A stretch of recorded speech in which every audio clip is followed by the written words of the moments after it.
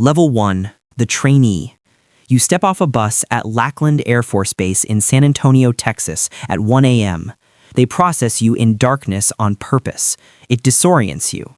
A military training instructor in a blue campaign hat is in your face before your second foot touches the pavement. He doesn't ask your name. He calls you Trainee. He will call you Trainee for the next 7.5 weeks. You are one of 45 bodies in a training flight. You are assigned a bed, a wall locker, and a rule book so specific it governs the direction your boots face on the floor. Not approximately, exactly. For the first 48 hours, you are a rainbow flight, still wearing civilian clothes, still carrying the shape of whoever you were before this. Then they strip it. They issue you boots, fatigues, PT gear, and a dummy M16 that doesn't fire but weighs exactly as much as one that does. You become indistinguishable from the 44 other shaved heads around you. That is the point. PT begins at 5 a.m., push-ups until your arms stop being arms, flutter kicks, running in Texas heat that climbs past 100 degrees before breakfast. You sweat through your uniform before your first meal. You eat that meal in under 10 minutes because the MTI is counting and the clock doesn't negotiate. You speak only when spoken to. You march everywhere, left foot, right foot, together, because the Air Force believes that men and women who cannot move in unison cannot think in unison, and it needs people who think in unison at 30,000 feet when something goes wrong. Week 5, you qualify on the rifle range. You learn to shoot a weapon the Air Force hopes you will never need to fire. Week 6 is BEAST, Basic Expeditionary Airman Skills Training. You sleep in tents, you eat MREs, instructors throw simulated chemical attacks at you, simulated casualties, night operations with blank rounds cracking through darkness so thick you can't see the person next to you. Your hands shake. It isn't combat, it's theater designed to approximate the feeling of everything going wrong at once, but your hands shake anyway. You graduate on a Thursday. Your MTI shakes your hand and calls you Airman for the first time. You are Airman Basic, E1, the lowest rank in the United States Air Force. Your pay is $1,833 a month. Your freedom is close to zero. Your career hasn't started. This was the entrance exam, nothing more. Level 2, the Airman, E2, then E3. These promotions are not earned, they are survived into. 6 months for E2, 10 more months for Airman First Class. Don't get arrested, don't fail a drug test, maintain satisfactory performance, which at this level means show up and don't break anything expensive. The bar is low because the Air Force is a large machine and large machines need parts, and right now you are a part. You ship to tech school. You are assigned an Air Force specialty code. Maybe you're avionics, diagnosing electronic failures in fighter jet systems worth more than every car your family has ever owned combined. Maybe you're security forces, standing gate guard in 40 below wind chill with an M4 and the specific boredom of protecting something no one ever attacks while you're watching. Maybe you're intelligence, staring at satellite imagery for 12-hour shifts, looking for patterns and photographs of places you will never be allowed to name. Maybe you're a crew chief, personally responsible for keeping a $75 million aircraft in the air, which means that when it falls out of the air, the investigation starts with you. You report to your first duty station, Ramstein in Germany, Kadena in Japan, Minot, North Dakota, which the airmen call Why Not Minot, because nobody requests it, but somebody always ends up there. You go where the Air Force sends you. You do not get a vote. You are the lowest person in the shop. You sweep floors. You hand tools to people who know what those tools are for. You read technical orders that read like graduate engineering textbooks, and you memorize procedures you will execute at 2 a.m. on a frozen flight line when a jet needs to be airborne in 45 minutes, and the pilot is waiting, and your supervisor is watching, and the wind chill has made your fingers into something approximate and useless. You make your first real mistake 6 months in. You install a component backwards on a radar system. The jet fails its pre-flight check. The aircraft doesn't fly. Your supervisor looks at you the way people look at someone who just proved their worst suspicion correct. He doesn't yell. Yelling would be easier. He just looks. You learn something in that silence that no technical order contains. Mistakes don't just fail inspections. Mistakes ground aircraft. Grounded aircraft delay missions. Delayed missions in the places these aircraft fly cost things that cannot be reimbursed.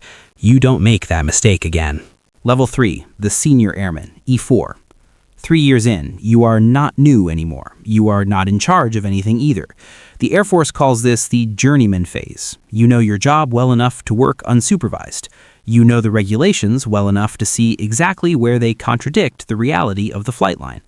The avionics system on the jet you're maintaining hasn't been updated since 2003. The part you need has been on back order for 4 months. The workaround your shop invented technically violates 2 technical orders but keeps the aircraft mission capable, and nobody in leadership wants to ground the jet because the exercise is next week, and grounded jets make commanders look bad at exercises. You learn to operate in the space between what the regulation says and what the mission requires. Everyone in this Air Force operates in that space. It just takes a few years to see it. You start studying for Staff Sergeant. The weighted airman promotion system scores you on 2 tests, your performance reports, your decorations, and your time in service. You study for 4 months. Flashcards in the dining facility. Practice tests on your phone at midnight. You memorize information about Air Force history and doctrine that you will never use on any flight line on any base anywhere in the world, because the system measures what it can put a number on, and operational judgment doesn't have a multiple choice format.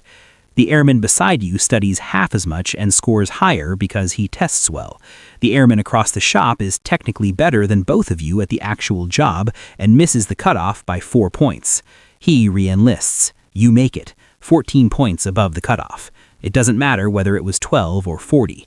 Above the line is above the line. Your supervisor pins your new stripe in front of the shop. You are a non-commissioned officer. The Air Force has decided you are now responsible for people. Nobody asked whether you were ready. The rank comes first. The readiness is assumed. It isn't there. It stumbles in later, weeks after the ceremony at 11 p.m., when a 20-year-old in your charge is sitting in a parking lot not answering calls, and you are trying to remember everything you ever saw a good leader do and hoping it applies here. Level 4, the Staff Sergeant, E5. The Air Force has handed you something it never adequately prepared you for. People. 4 of them. Their performance reports are yours to write. Their failures are yours to explain. Their bad decisions come back to your desk with your name attached. You sit in your car for 10 minutes before work on a Tuesday trying to figure out how to talk to a 19-year-old whose girlfriend left him over the weekend and who is now maintaining a $150 million aircraft at 40% of his normal capacity because grief doesn't clock out at the gate. Nobody trained you for this part. Leadership in the Air Force is absorbed by proximity. You watched the people above you and kept what worked and discarded what didn't and hoped the ratio was good enough. Your first supervisor drank too much and covered it with technical competence so thorough nobody ever looked behind it. Your second supervisor treated leadership like a daily practice instead of a title and showed you what it looked like when a person in charge genuinely gave something of themselves to the people below them. You try to be the second one. Some days you are. Some days you are closer to the first than you want to admit. Your first deployment is Al Udeid, Qatar, the deed. You land in heat that doesn't feel like weather, it feels like a decision the planet made to remove you specifically. The asphalt on the flight line softens under your boots in the afternoon. You work 12-hour shifts 6 days a week maintaining aircraft that launch combat sorties every night. The jets leave loaded, they come back empty. You reload them, you launch them again. You don't see what happens at the other end. The mission briefings use language designed to prevent you from thinking about it too directly. Kinetic operations, targets serviced, effects delivered. A pilot tells you one evening outside the chow hall that his last sortie hit a building that had civilians in it. Intel was wrong. He says it the way people say things they have rehearsed saying calmly. His eyes are not calm. Something has been taken out of them. You don't know what to say to him. You say nothing. Sometimes nothing is the only honest answer. You deploy for 6 months. You come home to a wife who ran everything alone while you were gone. She paid the bills, fixed the car, handled the kids, kept the household moving. She built a version of the life that didn't require you. Now you're back wanting to be half of something that learned to function as a whole. Welcome home means welcome back to a life that is no longer exactly the shape you left. Level 5, The Technical Sergeant, E6. 10 years in. You are a section chief, 15 airmen across 3 shifts.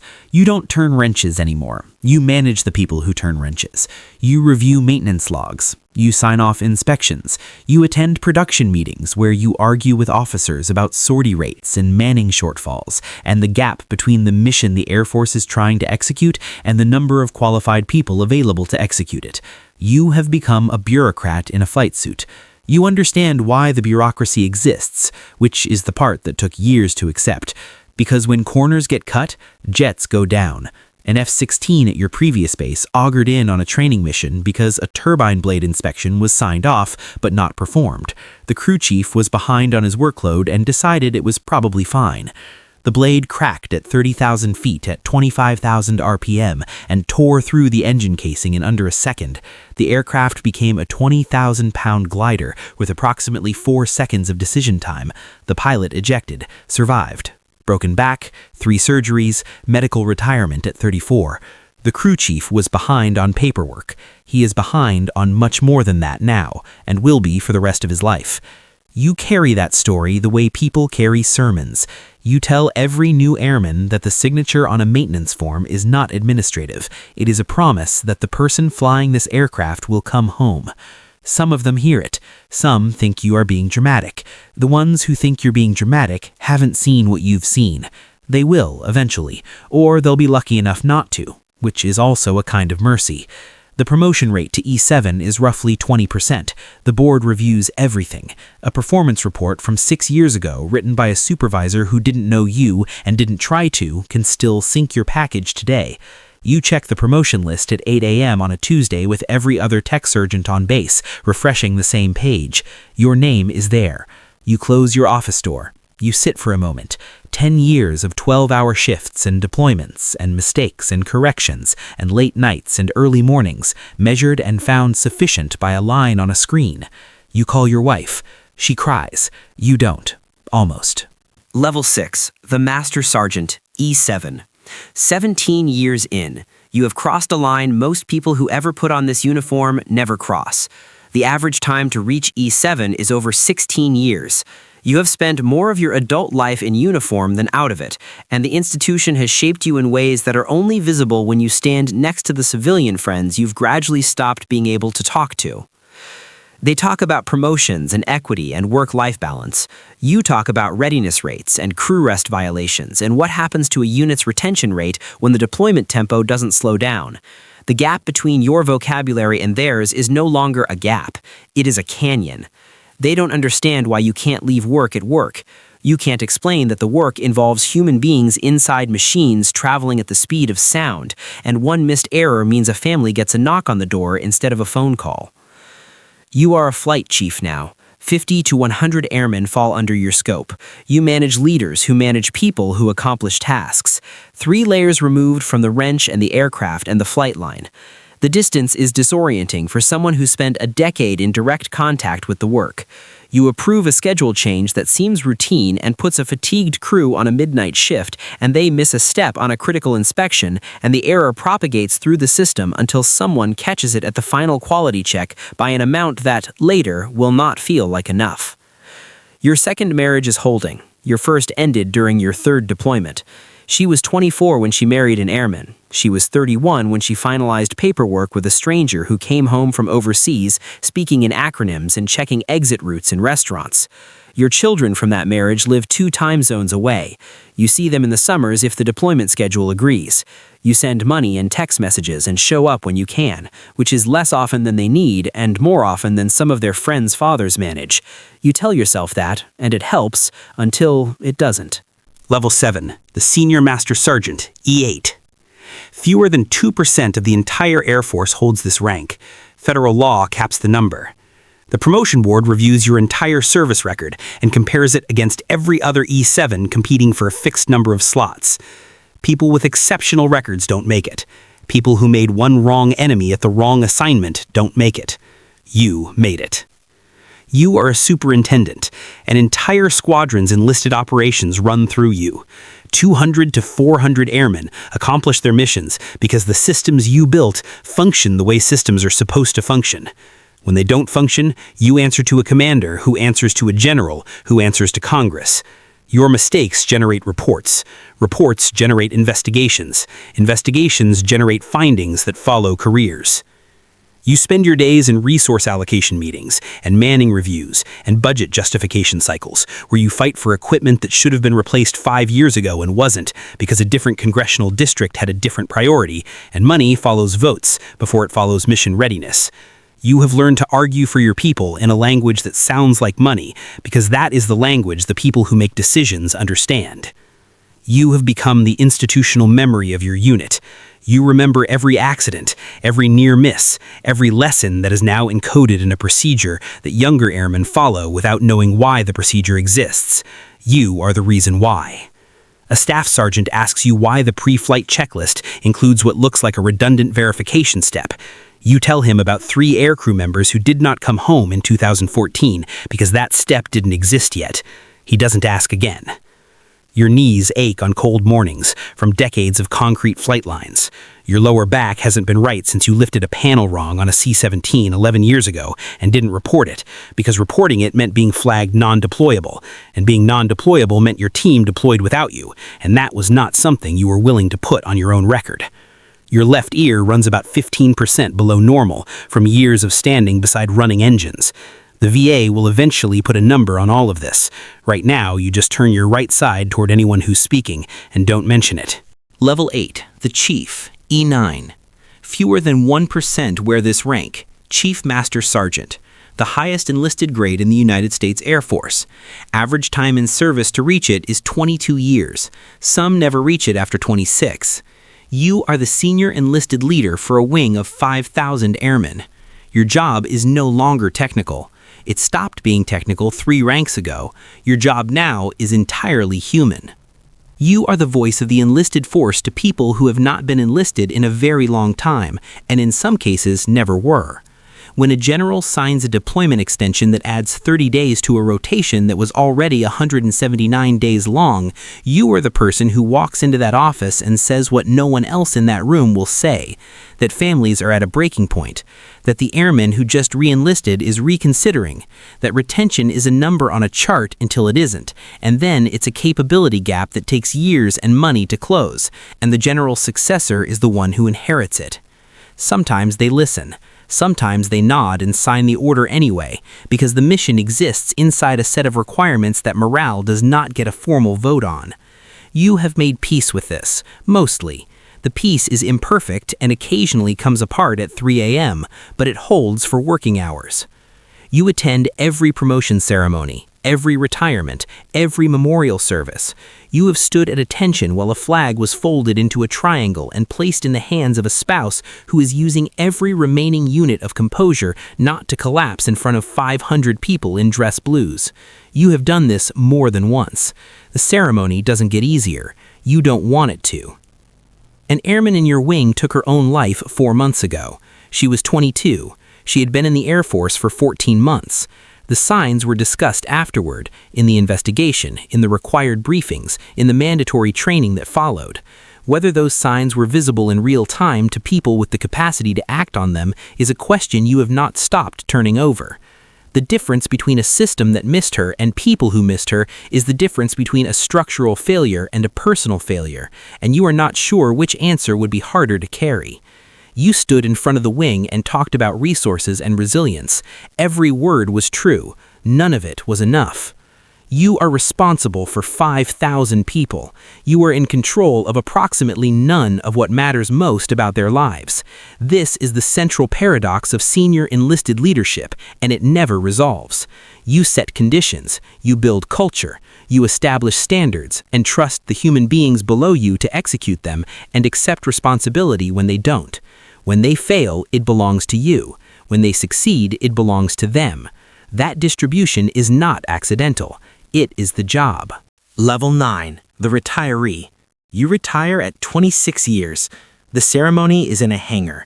Your wing commander presents you with a flag, a shadow box, and a certificate signed by the Secretary of the Air Force. Your family stands beside you. Your second wife, who survived 4 deployments, 7 PCS moves, and the specific loneliness of being married to an institution that is always the first priority and never admits it. Your daughter, who attended 6 schools before she graduated high school and who learned to make friends quickly because she learned early that she would lose them quickly. Your son, who asked you once when he was 9 why you couldn't just have a normal job and for whom you still don't have a satisfying answer. You take a defense contractor position because that is what retired senior NCOs do. They hire you for your clearance and your knowledge and the network of people who trust you because you spent 26 years being worth trusting. The money is better than anything the Air Force paid. The work is sterile. You sit in meetings about procurement timelines and vendor performance metrics and think about airmen right now on a flight line somewhere fixing jets in heat that is trying to kill them because the mission doesn't adjust for weather. You miss mattering in a way that was immediate and physical. You miss being the person 5,000 people looked toward when something went wrong. You miss the weight of it. That is the part no retirement briefing prepares you for. They walk you through the pension calculation and the healthcare options and the VA claims process. They do not walk you through the Tuesday morning 6 months after you retire when nobody needs a decision from you and nothing in the world depends on what you do next, and the phone doesn't ring because you are no longer in the chain. You are just a person in a house with a shadow box on the wall. You fill the space. You mentor young NCOs who call because you have been where they are going. You tell them stories that require no translation for the people in the room who were there. Your wife sees a version of you at those gatherings that is lighter than the one she lives with, more present, less somewhere else. She doesn't say it. You both know it anyway. Level 10. The Cycle. Somewhere in San Antonio right now, a bus is pulling up to a curb at Lackland Air Force Base. It is 1 a.m. The air is hot and thick and smells like Texas summer, and the particular anxiety of 45 people who have just understood all at once that they cannot go back. The door opens. They step out. They are carrying bags they are about to lose, and certainty they are about to have removed. An MTI and a theme campaign hat is already moving toward them. They are scared and performing not scared, which is the first performance the Air Force ever asks for, and one of the most important. Some of them enlisted to fly. Some needed tuition money, and the recruiter had answers for every hesitation. Some had nothing particular waiting for them at home, and the uniform felt like direction. Some enlisted because their father wore this uniform or their grandfather did, and it felt less like a choice than an inheritance. None of them know what is coming. They don't know about the deployment where the heat melts the soles of your boots and the boredom is more corrosive than any threat on the airfield. They don't know about midnight shifts on frozen flight lines where your hands stop working and the jet needs to launch in 20 minutes and working hands are not optional. They don't know about the marriages that will not survive the 4th move to a place neither of you chose, or the children who will learn to say goodbye to friends the way other children learn to ride bikes, as a basic competency, early, without ceremony. They don't know about the funerals, the airmen lost to training accidents, and the ones lost to deployments, and the ones lost to the quiet darkness that follows people home from places they are not allowed to describe at dinner. They don't know that the Air Force will give them purpose and structure and a pension and community, and will also take years from their bodies, and distance from their families, and sleep from their nights, and that the accounting of whether it was worth it changes depending on what age you do the math. They just know they're standing on a curb in Texas in the dark, being screamed at by a man in a hat, wondering what they have gotten themselves into. They'll find out. One rank at a time, one deployment at a time, one signature on one maintenance form at a time. Some will serve 4 years and leave and spend the rest of their lives explaining what it was like to people who were never there.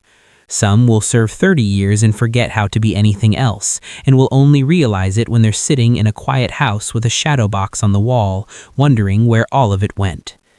The ones who stay will become the institution.